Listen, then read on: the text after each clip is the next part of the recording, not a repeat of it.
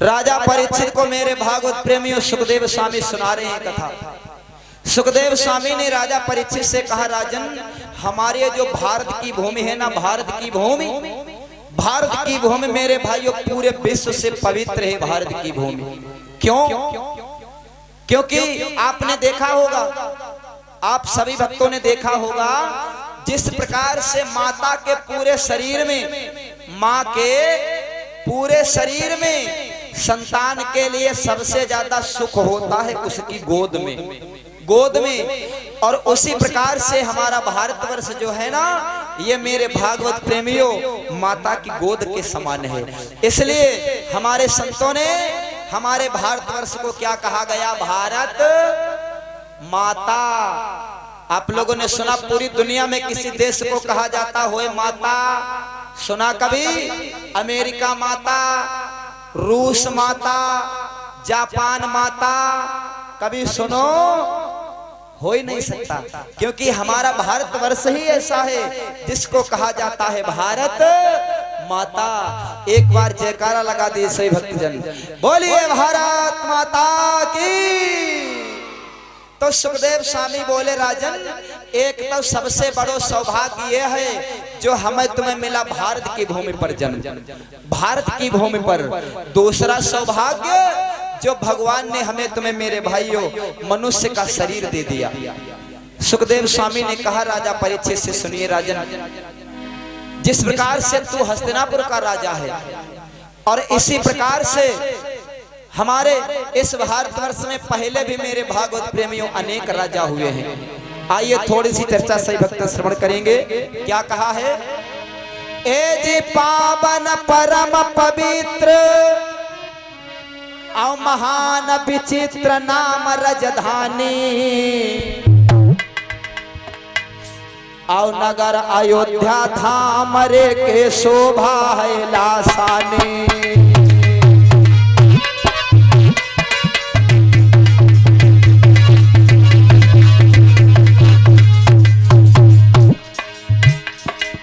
पावन परम पवित्र महान विचित्र नाम रजधानी, नाम रजधानी, और नगर अयोध्या धाम भैया शोभा है लासानी।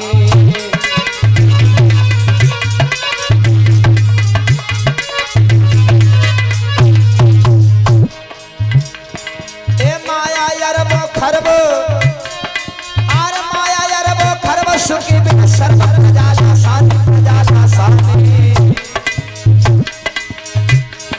और सब राजन सिर मोर रे के भूप पड़े हैं दानी।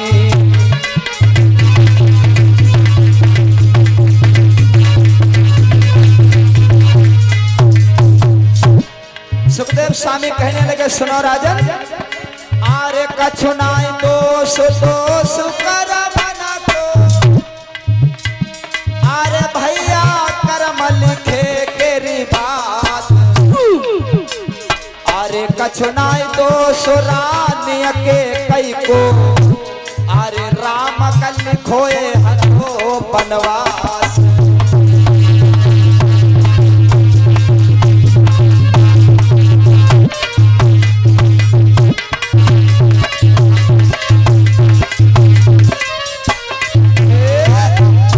सुखदेव जी ने राजा परीक्षित से कहा, राजन हमारे इसी भारतवर्ष की भूमि पर मेरे भागवत प्रेमियों एक राजा हुए जिनका नाम है मेरी माताओं बहनों भाइयों मनु महाराज। मनु महाराज ये राजा कहाँ के हैं? बोले मनु महाराज मेरे भाइयों राजा हैं अयोध्या के राजा, और इनकी महारानी का नाम है देवी शतरूपा। शतरूपा देवी जो है ना मेरे भागवत प्रेमियों बड़ी सुंदर है, सदा अपने पति की सेवा करती हैं। एक दिन मनु महाराज बैठे हुए थे राजसभा में, तो मनु महाराज जी ने मन में विचार किया कि मेरे जीवन के पन व्यतीत हुई गए हैं, तीन पन व्यतीत हो गए मेरे जीवन के। अब मनु महाराज जी ने सोचा, हेलो संसार के लिए बोले हमने खूब कमाया, अब क्या करूं? बोले अब अपने लिए कमाऊंगा, अपने लिए। तो क्या किया महाराज मनु ने?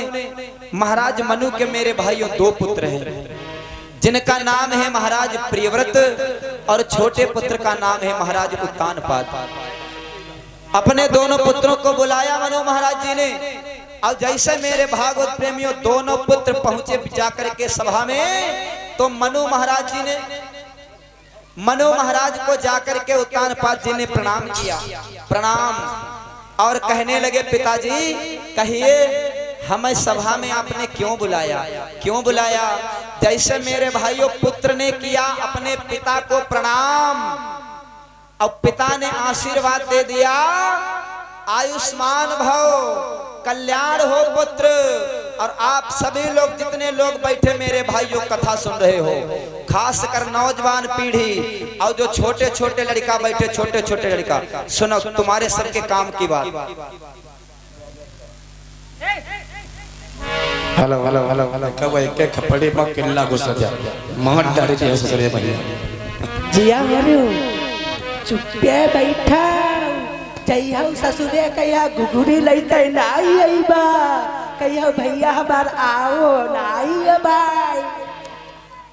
बोलिए सदगुरुदेव भगवान के। राजा परीक्षित से मेरे भाइयों सुखदेव स्वामी ने कहा, राजन जिस समय उत्तानपाद अपने बाप के सामने पहुंचे, अपने पिता के सामने पहुंचे, तो दोनों हाथ जोड़कर मेरे भाइयों प्रणाम किया, प्रणाम। और हमारे भारतवर्ष की संस्कृति में प्रणाम को मेरे भागवत प्रेमियों बहुत महत्व दिया गया है। लड़कों पढ़न जात कि नहीं जात, कितने लोग बैठे हो बताओ, आए जाते हो और जीजी हो रही हो तुम, सबाई जनी जाती, हाँ खिचड़ी खाए। हाँ जैसे पहुंचे अपने पिताजी के सामने, तो महाराज उत्तानपाद ने क्या किया, जोड़े हाथ और अपने बाप को प्रणाम किया, प्रणाम। और बाप ने दिया आशीर्वाद, लल्ला जुग जुग जियो, जुग जुग जियो। आप लोग भी मेरे भाइयों जितनो आशीर्वाद चाहो उतनो ले ले। आशीर्वाद दुनिया में किसी दुकान पर नहीं बिकता माताओं, कितनो पैसा लगाई डालो, आशीर्वाद खरीद नहीं पाई हो, खरीद नहीं सकते आप आशीर्वाद। आशीर्वाद तो हृदय से निकलता है, हृदय से। तो महाराज ने जोड़े दोनों हाथ और प्रणाम किया मेरे भाइयों अपने पिताजी को। अच्छा इतने लोग बैठे हो, प्रणाम हाथ जोड़िए काहे करो जा, हाथ जोड़ करके ही क्यों किया जाता है प्रणाम? वैसे आजकल हाथ जोड़ के प्रणाम करने वाली दादा प्रथा हो रही है खत्म। पंडित जी जा रहे, पंडित जी, और उनने देखो महाराज मोटरसाइकिल पर जा रहे लोग,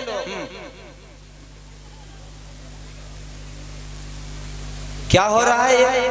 हाँ? अब आप लोग सीख लीजिए प्रणाम करन को सही मतलब। प्रणाम हम क्यों, हमारे तुम्हारे हाथ में कितनी कितनी उंगली है, कई कई उंगलियां हैं, 5-5। अब हमारो तुम्हारो शरीर कितने तत्वों से बना है? शरीर भी बना है हमारा तुम्हारा 5 तत्वों से।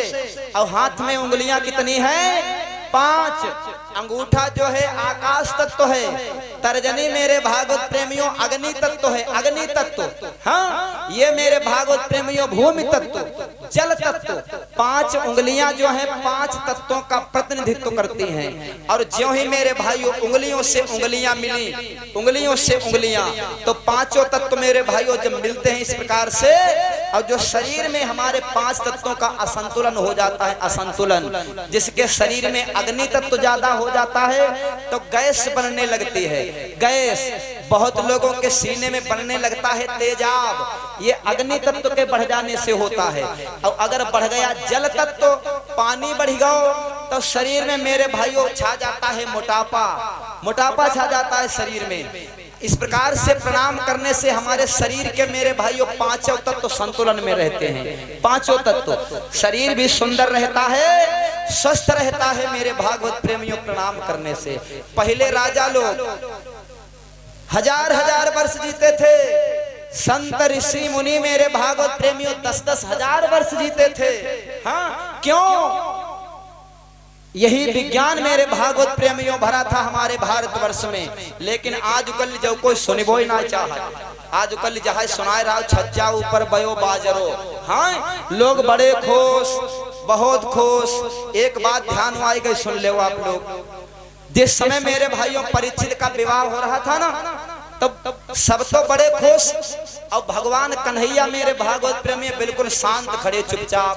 अर्जुन ने भगवान कन्हैया से कहा, प्रभु हाँ क्या बात है, परीक्षित का ब्याह हो रहा है, पूरी हस्तिनापुर खुशी के मारे नाच रहा है, और प्रभु आप उदास, आपके चेहरे पर मुस्कुराहट नहीं, आखिर क्यों?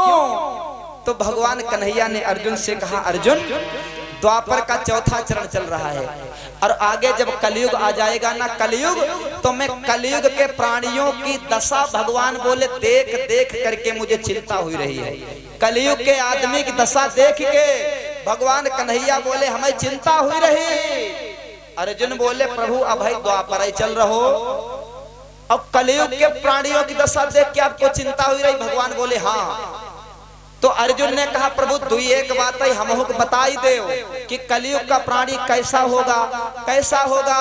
तो उसी समय भगवान कन्हैया ने मेरे भाइयों अर्जुन से कहा, अर्जुन कलयुग में जहर की कीमत बढ़ जाएगी, और कलयुग में अमृत को कोई पूछेगा नहीं, जहर की कीमत बढ़ जाई है। अर्जुन बोले, प्रभु समझ में नहीं आओ। भगवान बोले, सुनिए, और आप लोग आंखिन देखत हुई हो ददुआ, हाँ दारू को ठेका खुलो हो शमशान घाट, शमशान खुलो हो, और लोग लगाए लाइन, हाँ पौवा कई रुपया को मिलते, अब हमें तो मालूम ना 100-150 को मिलता ही हुई है, हाँ, और उसमें कितनी होती है? 100-200 ग्राम हुई है, 100 रुपया की, और दूध, दही, माखन, घी, दूधिया ले घूमत द्वार घूम रहा है, और बढ़िया सबका देता हूँ लोग कद के, पानी तो नहीं डाली लाए हो, पानी तो नहीं डाला। अब दूध 1 लीटर की कितनी कीमत? 50 रुपया मुझे ज्यादा से ज्यादा, और दारू 1 लीटर कई रुपया की भाई दुआ। तो भगवान 5000 साल पहले ये बात मेरे भाइयों अर्जुन से बता रहे हैं, और भगवान ने कहा, सुनिए पार्थ, और जहर क्या है, अमृत क्या है? भगवान की कथा मेरे भागवत प्रेमियों अमृत है, सत्संग मेरी भागवत प्रेमियों अमृत है, अमृत। और बढ़िया कथा सत्संग चल रहो हो, सुनाने वाले लोग कहते यार का सुनाई रहे पंडित जी, हाँ कुछ बढ़िया ना लगे, ना चुनाई हो तले ना कुछ अच्छा लगा, हाँ। तो सत्संग है मेरे भाइयों अमृत, समझ लीजिए आप लोग, अमृत की कीमत घट गई, और अब है कम नाच हुई रहो हो, बेस्या नाच रही हो, या पड़ो हो तखत, और फिर देखो लोग कैसो लगाए झोंपा, और हजार गड्डी हमने देखो लोग ऐसे पकड़ लेते हाथ हम, और ऐसे फर लोग लुटा देते हैं। क्या कहा था भगवान ने? कुंवारी सिंगार करी घूमेगी। भगवान कन्हैया बोले, पार्थ जब कलयुग आएगा ना, कुंवारी सिंगार करी घूमेगी, और फिर होगी ऐसी बेहाली। क्या होगा?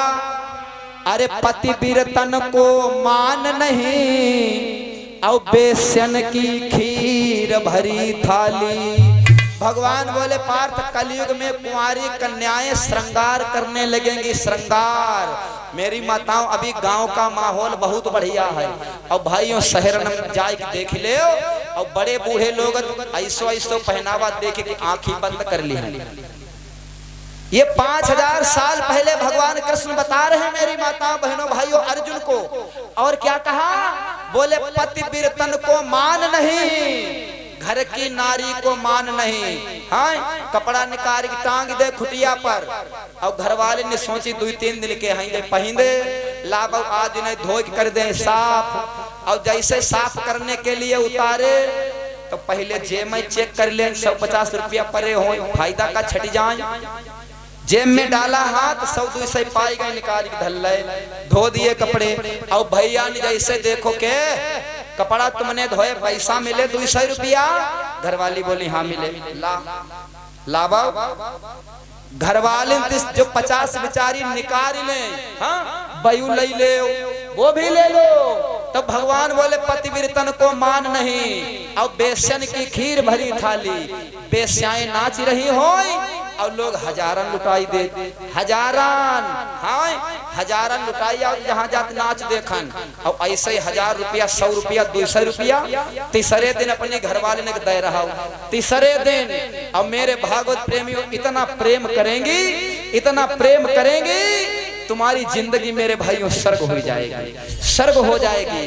कथा हमको ये सिखाती है, ये सिखाती है, सत्संग हमको ये सिखाता है हमको जीना कैसे है। तो सुखदेव स्वामी ने राजा परीक्षित से कहा, राजन जो ही उत्तानपाद महाराज मनु के सामने पहुंचे तो महाराज मनु ने अपने पुत्र उत्तानपाद से कहा, पुत्र हाँ अब इस राज्य कार्य में मेरा मन नहीं लगता, मन नहीं लगता, तो क्या करें?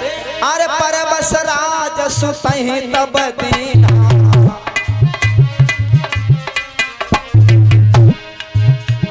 अरे परबस राज सुतहि तब दीना, और नारी समेत गवन बन कीन्हा।